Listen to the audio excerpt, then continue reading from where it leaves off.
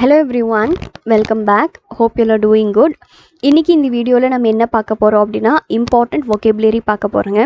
நாம் எந்த மாதிரி vocabulary இன்னைக்கு நம்ம பார்க்க போகிறோம் அப்படின்னா ஒரு பர்சன் அவர் எப்படிப்பட்டவர் அப்படிங்கிறத நம்ம இங்கிலீஷில் vocabulary வச்சு நம்ம எப்படி சொல்லலாம் அப்படிங்கிறத பற்றி தான் இன்றைக்கி இந்த வீடியோவில் நம்ம பார்க்க போகிறோங்க.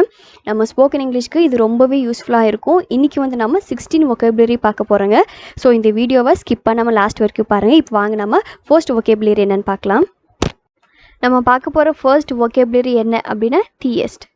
தியஸ்ட் அப்படின்னு என்னென்னா கடவுள் நம்பிக்கை இருக்கிற பர்சனை நம்ம தியஸ்ட் அப்படின்னு நம்ம சொல்லுவாங்க.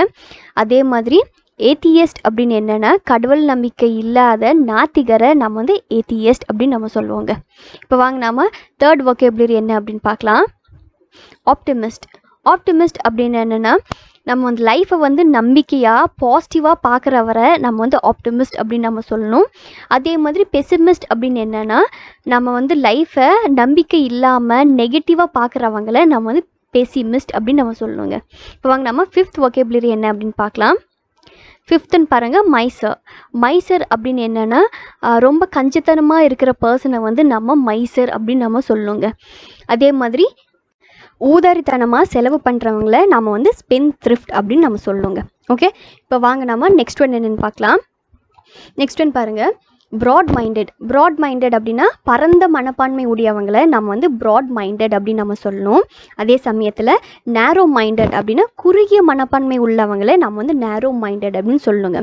ப்ராட் மைண்டட் அப்படின்னா பாசிட்டிவாக சொல்கிறது, அதே மாதிரி நேரோ மைண்டட் அப்படின்னா நெகட்டிவாக சொல்கிறது. ஓகே, நெக்ஸ்ட் ஒன் என்னென்னு பார்க்கலாம். நெக்ஸ்ட் ஒன் பாருங்கள் எக்ஸ்ட்ரோவர்ட். எக்ஸ்ட்ரோவர்ட் அப்படின்னு என்னென்னா சகஜமாக பழகிறவங்களை நம்ம எக்ஸ்ட்ரோவர்ட் அப்படின்னு நம்ம சொல்லலாம். அதே மாதிரி கூச்ச சுபாவம் உடையவங்களை நம்ம இன்ட்ரோவர்ட் அப்படின்னு நம்ம சொல்லுங்க. எக்ஸ்ட்ரோவர்ட் அப்படின்னா சகஜமாக பழகிறவங்க, அதே மாதிரி இன்ட்ரோவர்ட் அப்படின்னா கூச்ச சுபாவம் உடையவங்களை நம்ம இன்ட்ரோவர்ட் அப்படின்னு சொல்லணும். ஓகே, வாங்க நெக்ஸ்ட் ஒன் என்னென்னு பார்க்கலாம். நெக்ஸ்ட்டுன்னு பாருங்கள் டாக்கட்டிவ். டாக்கட்டிவ் அப்படின்னு என்னென்னா பேசிகிட்டே இருப்பாங்களே அவங்கள நம்ம டாக்கட்டிவ் அப்படின்னு நம்ம சொல்வோம். அதே மாதிரி ரிசர்வ் அப்படின்னா இஸ் எ ரிசர்வ் பர்சன் அப்படின்னு என்னென்னா அவங்களோட ஃபீலிங்ஸை அவங்களுக்குள்ளே வச்சுட்டு அவங்க வெளியே காட்டாமல் இருப்பாங்கல்ல அவங்கள நம்ம ரிசர்வ் பீப்புள் அப்படின்னு நம்ம சொல்லணுங்க. ஓகே, நெக்ஸ்ட் ஒன் என்னென்னு பார்க்கலாம். நெக்ஸ்ட்டுன்னு பாருங்கள் ஜீனியஸ்.